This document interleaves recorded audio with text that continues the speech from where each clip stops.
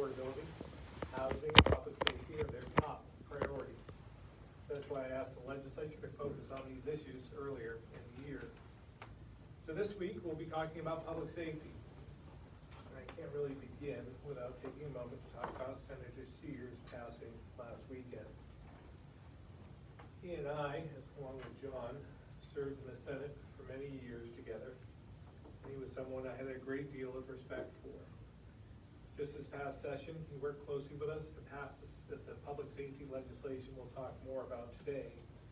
And I don't think we would have gotten it where we did without it. So I share my gratitude for his service and decades-long commitment to Bennington, and my thoughts are with his family and friends, including all those in the Senate. A couple of weeks ago, I was asked if there was any bright spots this session. The first thing that came to mind was public safety. That's because Senator Sears and Representative Lalonde were willing to work together to improve our policies. None of us got everything we wanted, but we each gave a little to come to a compromise we could all agree on. I've always believed public safety is the highest responsibility of any government. And that's why it's so important to get it right. In January, we proposed a public safety package to help make our community safer. I know many of us have heard from municipal leaders, business owners, community members, police chiefs, and others about the need for action sooner rather than later. And the data shows us they're right to be concerned, which is why I'm very happy we took a few steps forward. Just last week, I signed two major public safety bills into law, S58 and S195, which address a few of our collective concerns. We know many crimes in Vermont are the result of drug trafficking. S58 increases enforcement of drug crimes, which is critical to slowing down the deadly supply of drugs coming into our state. We also focus on repeat offenses because existing policies have created a lack of accountability. We've all heard stories about people committing crimes only to be back out on the street recommitting just hours or days later. S195 makes changes to the conditions of release and bail to give judges more tools to get people into court so they can hold repeat offenders accountable. I want to be clear. In order to be most effective, we need the courts to use these new tools to help keep our communities safe. And Vermonters should know, these bills are not going to solve all our problems, but they are important steps forward as we continue to focus on this issue. For more details on these new tools, I'll now turn over to Tucker Jones from the Department of Public Safety.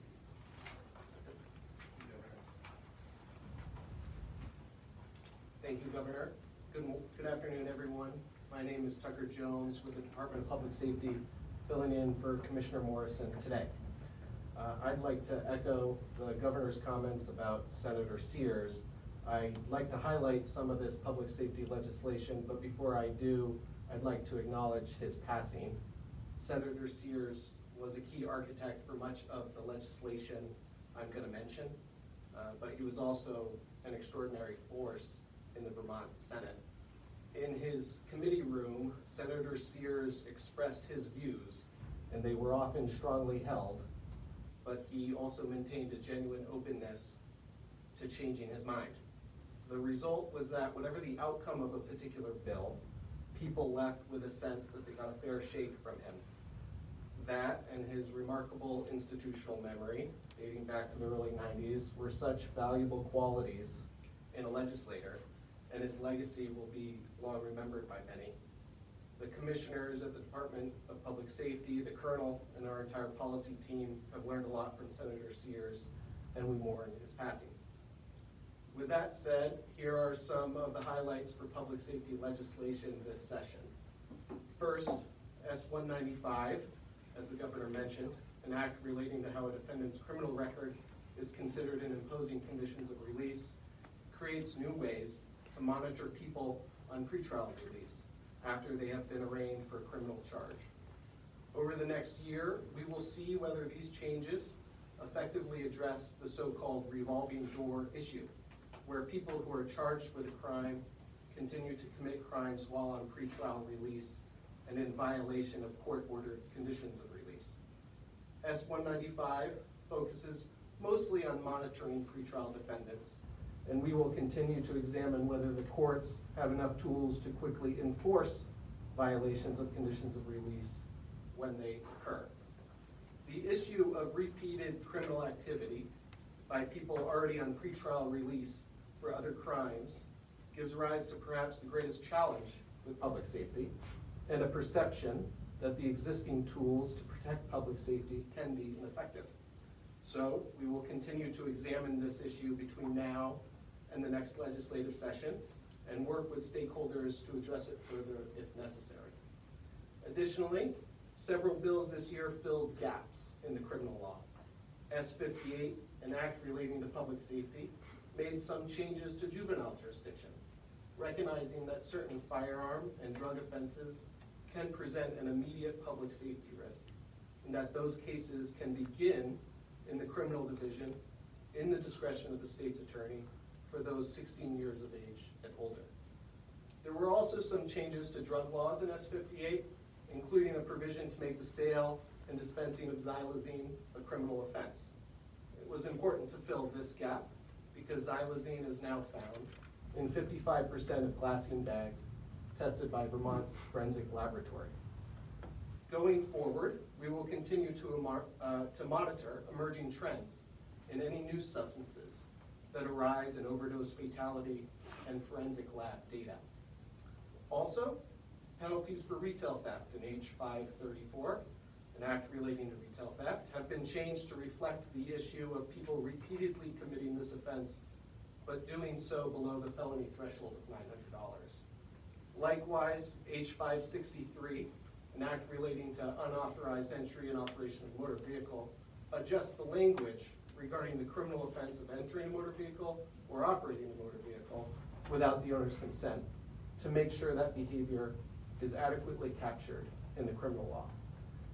And then finally, on a related note, H 872 made significant changes to the professional regulation of law enforcement officers by calling for a single, uniform, and enforceable code of conduct applicable to all law enforcement in the state. This code of conduct will provide greater clarity and transparency about what conduct is subject to professional regulation discipline. This will not only increase trust and accountability in law enforcement, but assure the law enforcement profession that regulation of the profession is handled in a clear, uniform, and fair manner at the state level. This is especially important today when recruiting and retaining public sector employees generally, and law enforcement officers specifically, is a key public safety goal. Right now, the functional vacancy rate at the Vermont State Police alone is about 23%, and attrition continues to outpace recruitment of new officers. Going forward this year, the Department of Public Safety's priorities will continue to be keeping our communities safe and reducing crime. To do this, the department is focused on 3 topics. First, this year the department will be monitoring the impact of the legislation that I just mentioned, with a focus on whether these legislative changes adequately address behavior that presents immediate public safety risks. Second, the department will continue its effort to recruit skilled troopers with hiring bonuses and recruitment awards. And third, the Department of Public Safety will continue its work with the Public Safety Enhancement Team, known as PSET, which is a state-level interagency group working with specific communities around the state to address resource coordination and the underlying drivers of criminal behavior in those communities. The PSET is part of the ongoing work set forth in the Governor's August 2022 10-point plan to apply the cross-government pandemic response model to reduce violence in communities. Thank you.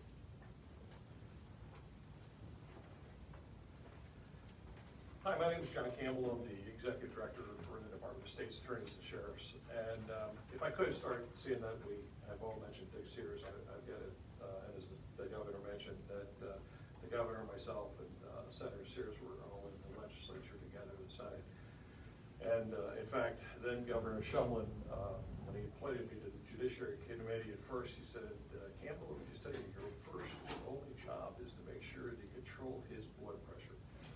And because Senator Sears had for those of you who know, he certainly had a tendency to elevate it. But I tell you, the one thing that he was always constant with him, was the fact that there was concern for victims of crime. He never lost sight of that. And thankfully for that vision, we have had a wonderful awareness, and I think the legislators in the 2000s and the early the last 10 years, they really took that into consideration. However, recently, and I don't think it's I'm sure most people realize this, is that there's been a sort of a change, the change of accountability, as the governor mentioned. There seems to be a lack of accountability and lack of consequences for actions that people take. And we're not talking about some of these, young people who make bad decisions. We're talking about people who've decided that they're going to have a criminal lifestyle. That's the way they're going to make their living, and they're going to prey on other people. It's been very tough over the last few years to try to deal with getting legislation passed that recognize that there are still many, many victims of crime, and it continues to occur on a regular basis. And so that's what I want to thank Governor Scott and his team, and also for public safety, for being over in the legislature with us, trying to help push that and to realize that there is a problem, and that problem has to be dealt with. Because if not, no one's going to be safe out there. No property is going to be safe. It's just going to continue to, we're going to continue to see the problems that have arisen. One of the 195, the one bill that Tucker had mentioned, there are two things in there that we really, or I should say three, that we're really happy to have seen. One removes the $200 cap bail that was put in place by the legislature a couple of years ago for certain misdemeanors, and now the judges they will take into consideration whether or not an individual has also been convicted of another crime or is currently awaiting trial on a crime. So they'll be able to take that into consideration when determining whether or not the $200 will be sufficient to determine whether that person will be a risk of flight. The second one is actually those conditions of release dealing with a risk of flight. When making that determination of whether the conditions are sufficient, the courts now have to consider two things. They'll not only will they consider the seriousness of the offense, but also whether the defendant was currently out on other conditions of release, which we're finding a lot of, and whether or not the defendant was compliant with court orders, and whether or not that person had failed to appear in a prior hearing. One of the probably the most shocking statistics that I heard, and I actually had, when my team came to me and told me about it, I said, I checked that figure, that seems like a lot, but there's over 60% of the people that, well, in fact, actually, there are currently about 21,000 cases, criminal cases, and about 60% of those have been committed by one person, one or more people. They'll have one or more offenses that they've committed. So 60% of those cases, involve persons with one or more criminal dockets. It's pretty shocking, the fact that there's so many multiple offenders. I know there's several of them that we came across that have 50 or 60 cases, outstanding cases. Last year alone, 5,000 arrest warrants were issued for failures to appear. That just cannot continue. And if we're going to be able to get our backlog of our court cases, get through them, if we're going to try to get some semblance of order brought back to the state, we need to have that accountability. These defendants need to be brought into court, and they need to address the crimes that they have allegedly committed.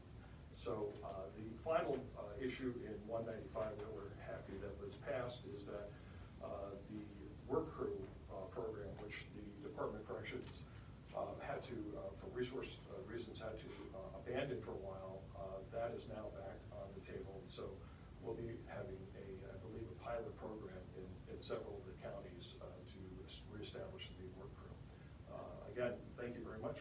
thank you, Governor, for inviting. Thank you, John. Thank you, Tucker. We'll open up to questions at this point. Governor, there's an awful lot of out-of-state drug crime going on. Seems a lot of the violence that seems to be coming from people from out of state.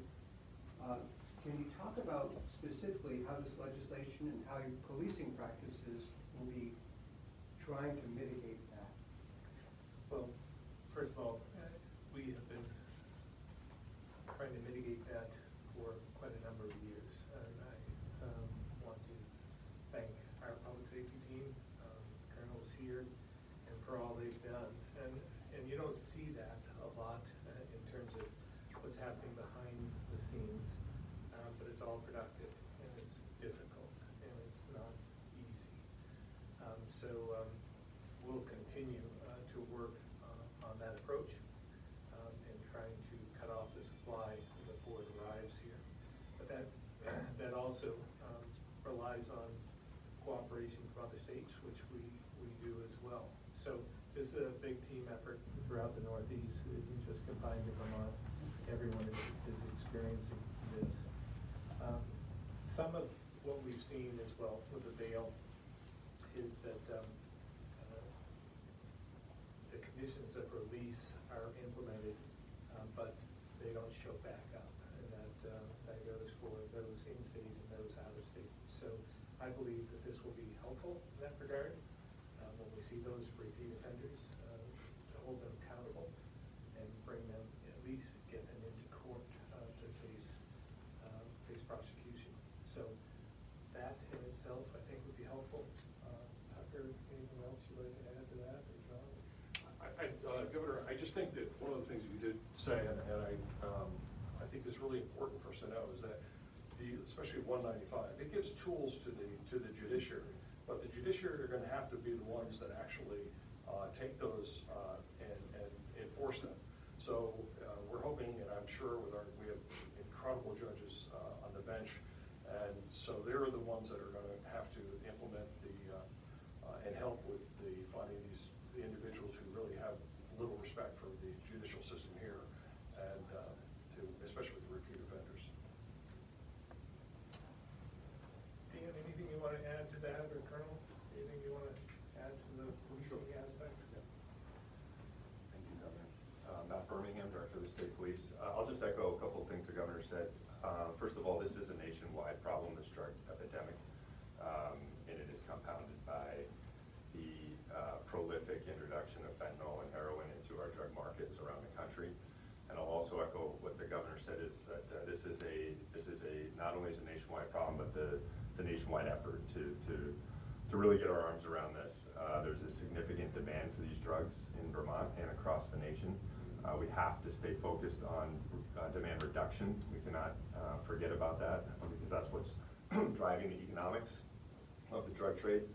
And excuse me, law enforcement will continue to focus on the supply chain. These are very dangerous groups that are operating around the country, starting with the drug cartel in Mexico.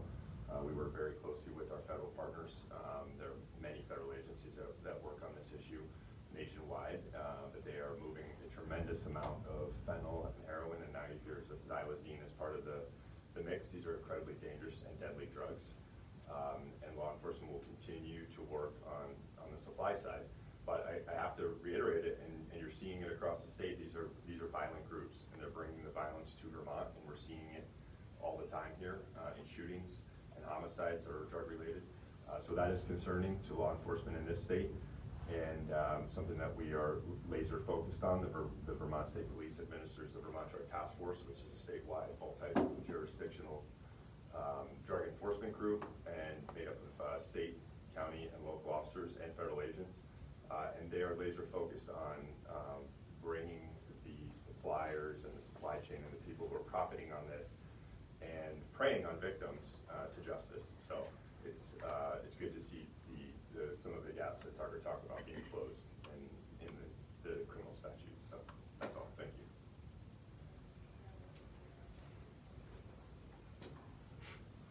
This might be a question for Colonel Birmingham, but I know the Biden administration, maybe 6 months, 8 months ago, worked out a deal with China where they were going to manufacture, or they were going to export less of a chemical that is a base of part of fentanyl, the hope being months, maybe years down the line, we're seeing less fentanyl coming into the country. Is that the case? Has that paid off at all? I mean, Going way back up yeah, the I line. can't speak to the Biden administration's policies on this. I can tell you that a lot of the precursors for fentanyl come from China, and they are manufactured in Mexico and in areas outside the country. Fentanyl is a 100% chemical compound. So unlike heroin, where you have to grow plants, fentanyl can be created in labs and laboratories across the world. So I know that the United States government in its entirety is working very hard to prevent the precursor chemicals from coming into the United States, and they're working very hard to prevent these clandestine and sometimes open laboratories from producing fentanyl and dangerous chemical compounds, and then preventing that from entering the United States. But as you can see, it's an incredible challenge.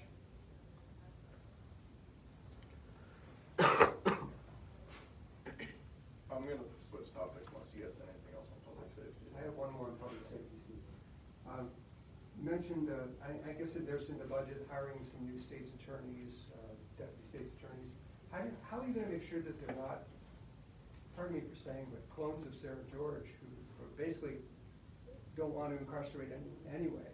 I mean, people who actually will deliver justice. Yeah, well, these are elected positions, so there's not a lot of control in some respects from our office, but if John has some idea. First of all, I don't think I can agree with you on your on how you described Sarah George. All the prosecutors are elected, as you said, individually. They have discretion within their departments. They all have different challenges for each one of the counties that they're in. I do know, though, that the individuals positions that we received, we're very happy to have gotten those. And they will help us with not only the backlog, but also to prioritize those crimes that we're dealing with. And you have to also understand that things have changed in the last few years. Not only have the crimes become more complex, but there are also more requirements on the part of the attorneys, the state's attorneys, prosecutors, such as reviewing all of the body cams and the cameras from all the vehicles. They have to sit there and go through hours and hours and hours, and for one person to try to do that, and those are in almost every matter. So it's a tough challenge, but our folks are up to it, and I believe that we have all of our offices are efficient, and I think they're going to do a great job. John, we're seeing staffing shortages across state government, across the workforce. These are really specialized positions, whether we're talking judges, state's attorneys, public defenders. How much of an impact, or what's your confidence level that we're going to be that the money is going to solve the problem here? I don't think money is going to be the only solution. I don't think that we can spend our way out of this. I think that it's going to be a combination, and it's going to be a combination of changes in some of the laws like we've seen. Again, I cannot stress the fact that we need to start saying to people, we're going to hold you accountable, and there are going to be consequences for your actions.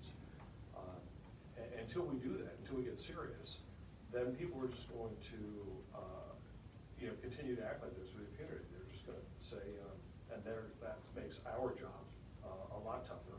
Fortunately, we have people in our department that they don't know what a 40-hour work week is. It's always far in excess of that. And because they're public servants and they really believe in what in the job that they're doing, I think they are, at least we hope that they're going to stay on. And we have a very good rate as far as keeping our folks, and I think the retention rate for employees. And so I think that again, these dedicated individuals are going to be making a difference.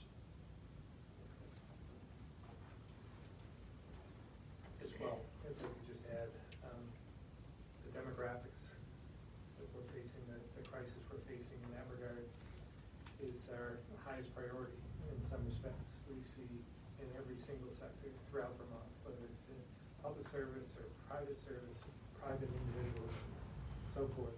Every single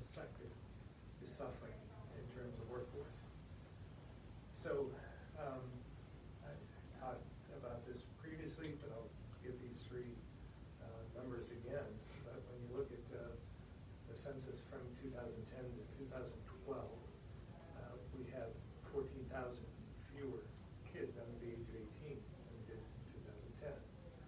And with the age group 40 to 54 is about 24,000 less. I mean, that's the need of our workforce. That's the center. And then over the age of 65, there are 48,000 more.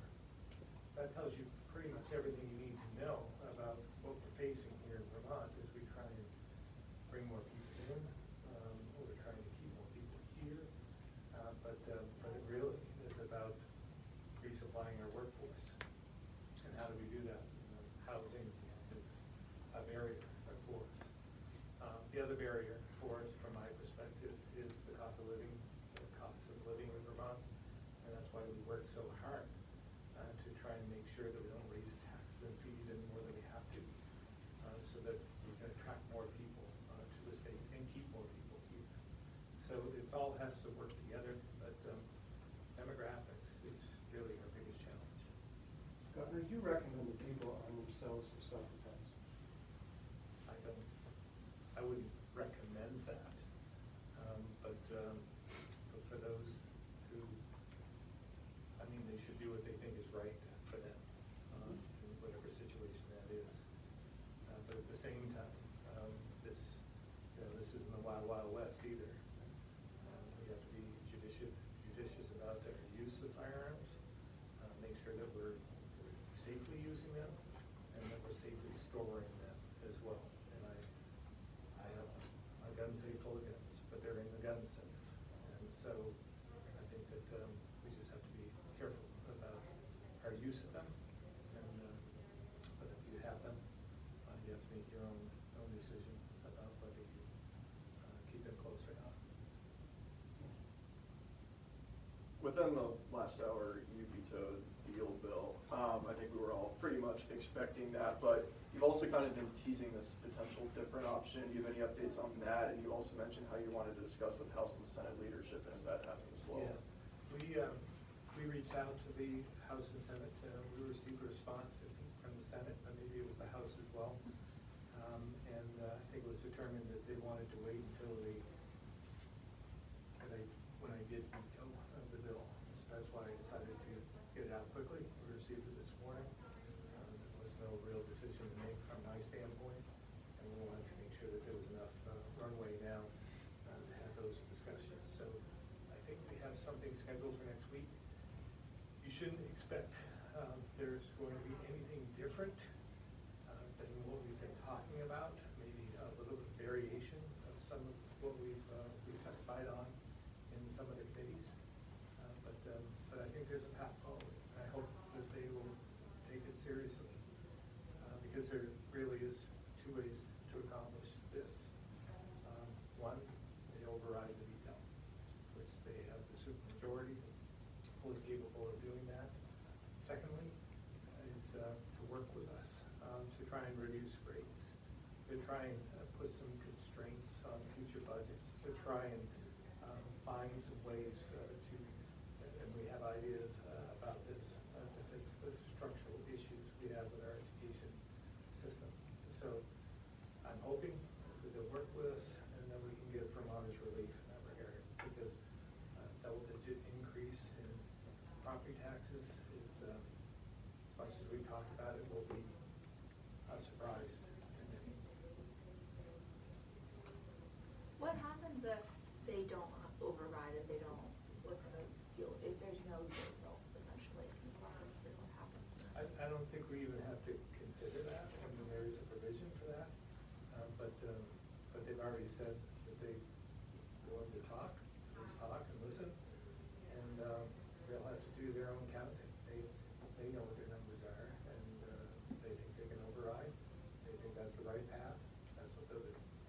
They've shown they can do it, and I'm sure they can do it again. How are school districts, excuse me, how are school districts supposed to take this news? There were a handful of school budgets that passed this week, but there's still some that have yet to pass a budget. They're going to be, budgeting, and they're thinking about that 87% rule, which I guess, what do you think that school district should I be just doing? don't think that should be a consideration. We'll come to some agreement before that happens. I'm confident in that. Governor, you've been saying that you're hoping for more centrist candidates. The deadline was May 30. I guess probably you and your folks have looked at who's filed and who hasn't. How do you think that's going? Are you getting more centrist candidates? I think we're seeing a few, not as many as I'd like, but we're seeing a few. I mean, we're again suffering from the same thing that everyone else is. This demographic challenge. People I talk with have said either they want to, they have so much going on in their lives, they have their work, their businesses, and so forth, and they just can't take the time to do this. Not right now, maybe later.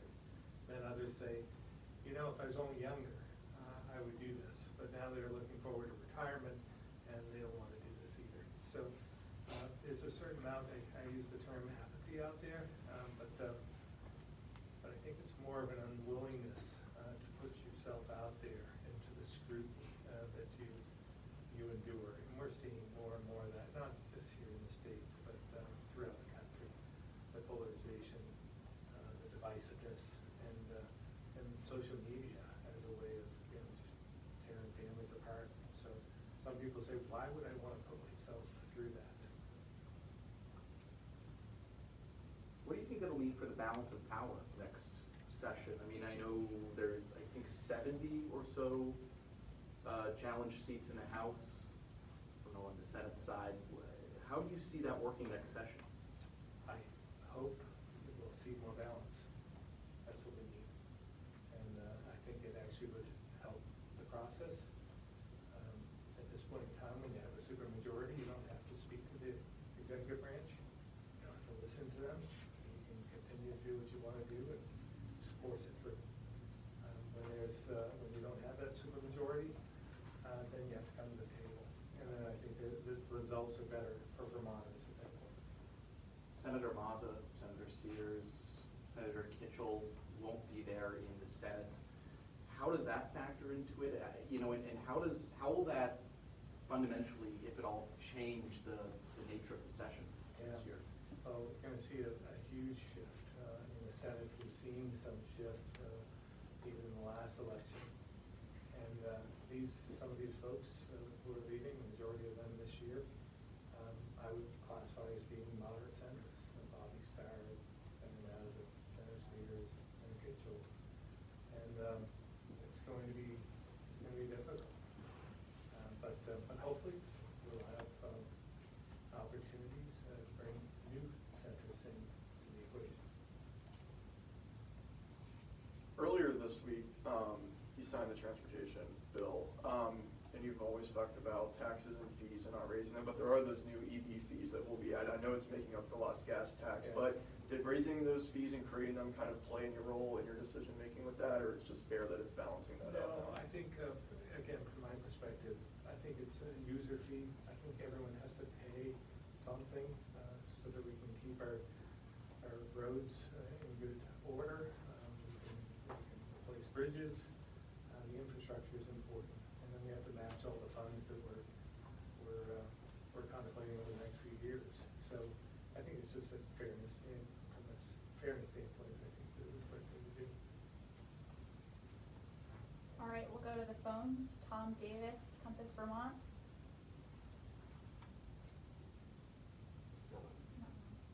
Tim McQuiston, Vermont Business Magazine. Governor, you're talking about the law and how to, keep dangerous people off the street, but do you anticipate running into constitutional problems on that?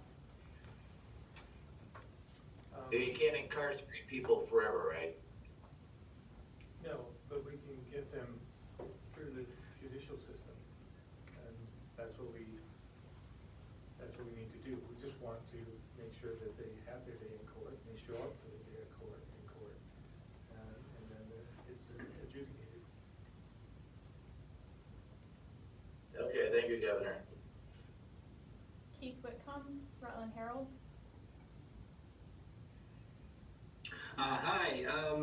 So with regards to incarceration, I was sort of curious, sort of how our prison system is going. Like, do we have enough room for people? Is there enough staff in the prisons? Cost to ship them out of state whenever that's needed, or is that what's that looking like? I remember years ago this was talked about a lot. I don't know what the state of it is now.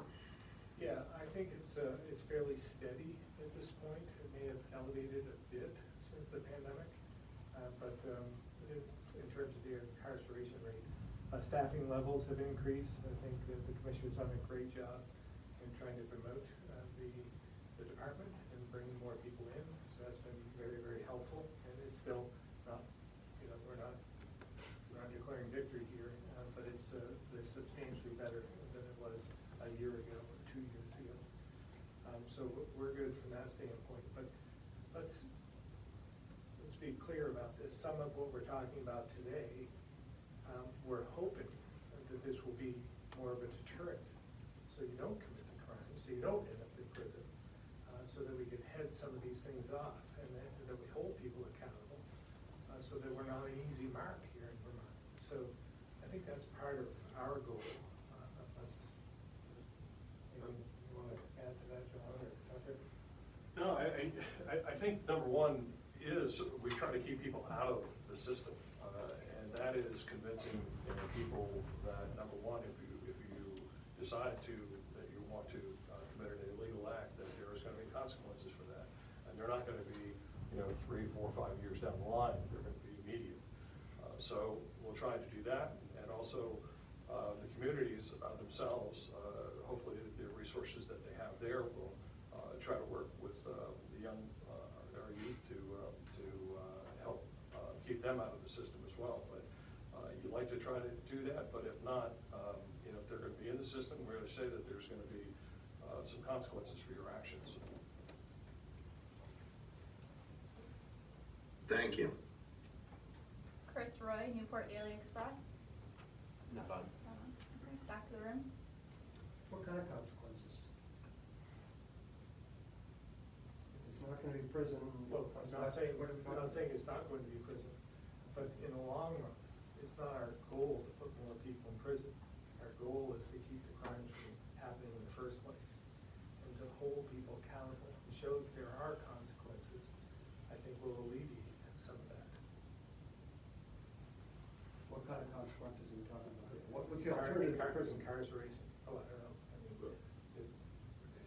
Some of the consequences we're talking about, in addition, clearly, if someone's going to commit a serious crime, incarceration obviously is an option. But the other things, like what we're seeing now, when these people aren't showing up to court and pretty much thumbing their nose at the whole system, the consequences are the fact that they can be, that the judiciary will be able to put a bail, order bail.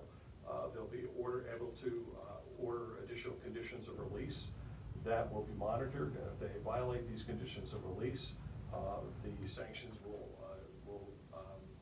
then become harder, and the judge, of course, is going to be up to the judiciary what they decide to do at that point.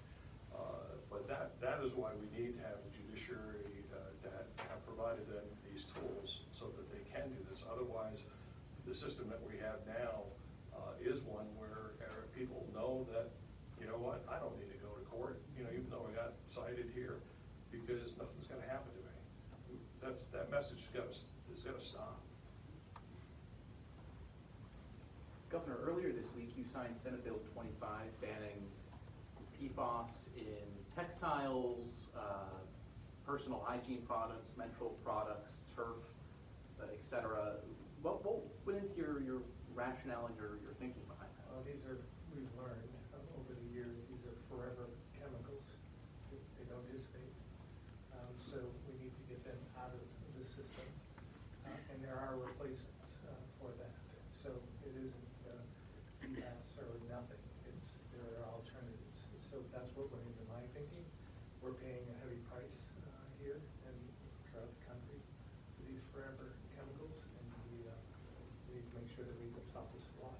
My understanding of the bill is there's exemptions for if we don't have, let's just say, for the pads or tampons, for instance, if there isn't a suitable alternative at the same scale and the same price, there's exemptions for it. At the same time, like ski jackets and rain jackets, the industry is already kind of moving to remove PFAS upstream anyway. How much of an impact do you think this bill would make? Well, I think anything will help at this point. Again, these doesn't take much to impact those the water supplies. So we just need to send a message that we have to accelerate this because this isn't helping our environment. It's costing us a lot of money. Governor, you vetoed H 645, restorative justice, I believe citing a lack of funding at the present time, which Attorney General Clark acknowledged but still disagreed in her statement. Do you have a response to her sentiments? I have no response to her in particular, but when I have a bill that comes across and there's funding that's needed, positions that are needed in order to accomplish whatever the bill is intended to do, and there's no funding, it's not a lack of funding, there's no funding. It's just not good government. It's like pushing it off. What I heard was the Attorney General would hope to go in January and budget adjustment and get the money.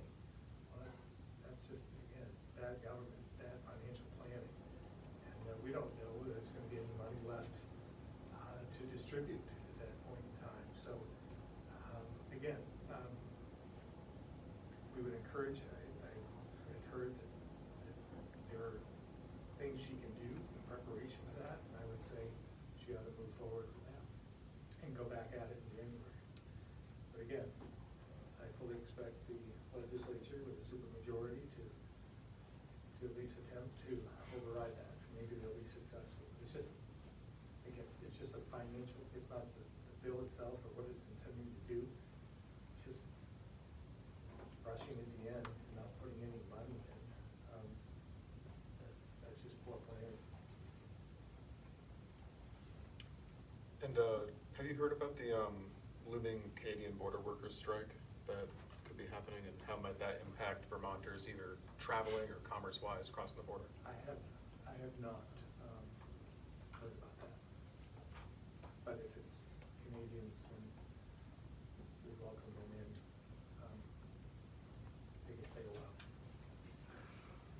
It being the 80th anniversary of D-Day, you put out a statement earlier, now it's important to you. I guess if you could just kind of give us a few words or talk about its importance to you today. Yeah, I mean, history has a way of repeating itself, and I think D-Day was an occasion where a lot of brave young men met their death, and tens of thousands of them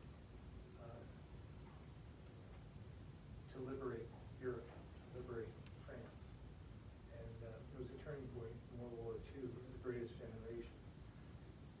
And so as we reflect on that, we should honor those we lost, but also thank the ones who survived, and thank the ones who are still alive today, because there won't be another opportunity, I don't believe, another monumental occasion for D-Day.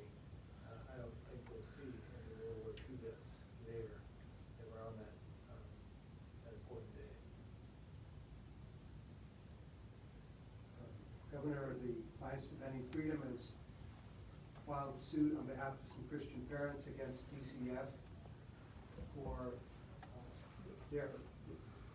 DCF says you need to affirm trans education for children, and these Christian parents, foster parents, don't want to do this. Do you have a position on that? Yeah, these are the times when I'm going to miss Senator Sears in some respect. He was a foster child himself. He fostered many children, and I would ask him what he thought about this situation. There's no doubt we need more foster parents. We need people to take care of some of the youth and the children that have been neglected and left behind. Having said that, I know that we have criteria that we want to make sure, and it all is geared towards the children. How do we best serve the children? So, having said that, again, I know that there's a lawsuit pending. There's not much I probably should say at that point, but I just want to remind everyone, our whole goal here is to protect the kids.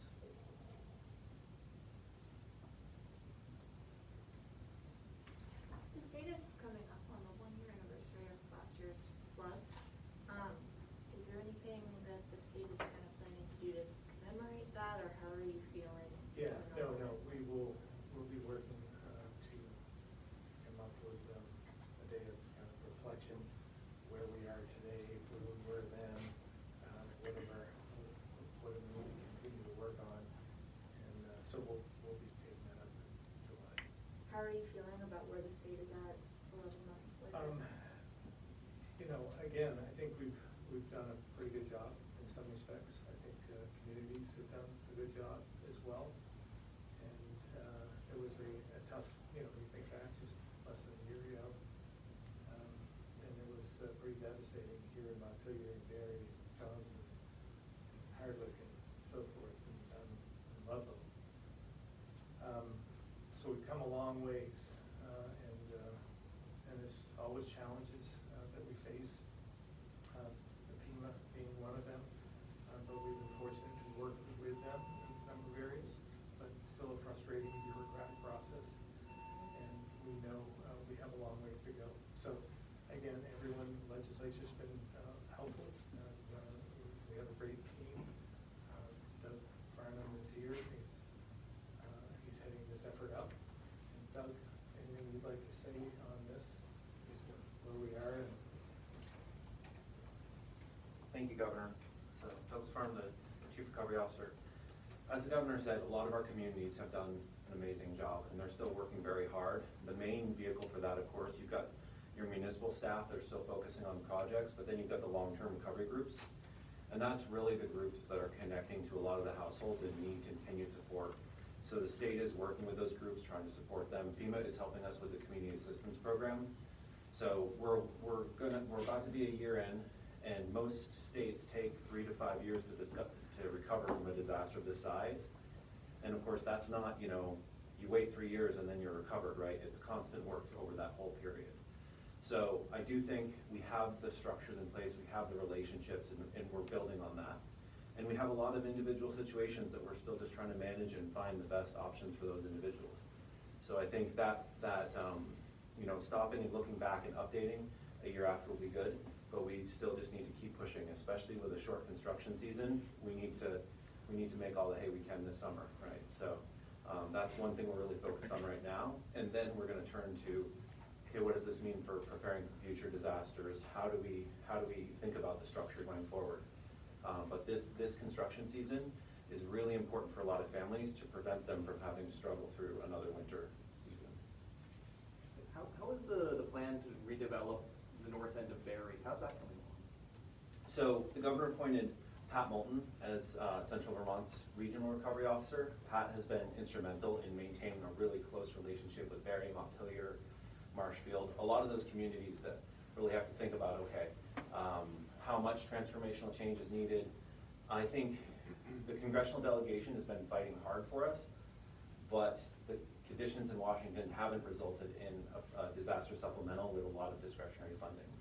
So actually, over the last 3 days, we held recovery symposium for the municipalities, which tried to connect them with the existing federal programs. So instead of having a big pot of discretionary federal money that we can take on that project with, we're still attacking it. We're still working on it constantly, trying to secure grants for the EPA, other sources. We're still working towards it. It's just more of chipping away at it than it is one big grant is going to make this happen. There's a couple opportunities out there that I'm excited about, that if those happen, we'll see a big chunk of that come in. And some of the community discussions in Barry have been amazing, really seeing that community come together and figure out what they're comfortable with, what type of housing they want, because that's the most important thing, right? What type of housing situations does your community want and need?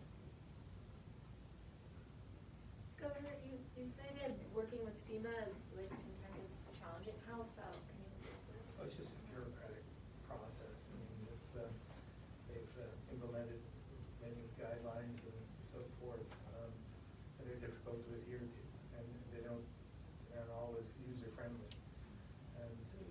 small state. So again, we're working through them, but this is nothing new. I mean, we've been dealing with FEMA in a lot of different areas over the years. Think Irene, and it's just put a finer point on how long it takes to recover from Irene. So it takes time.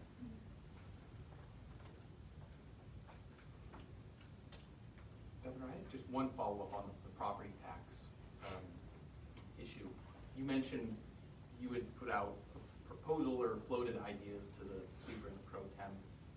Are we still talking about the one, like the Commissioner Bolio plan, the payback? Is that still the structure you're Yeah, looking at? a lot of things that Commissioner Bolio has spoken about and testified to are part of this plan. But there's been a few changes, and we haven't presented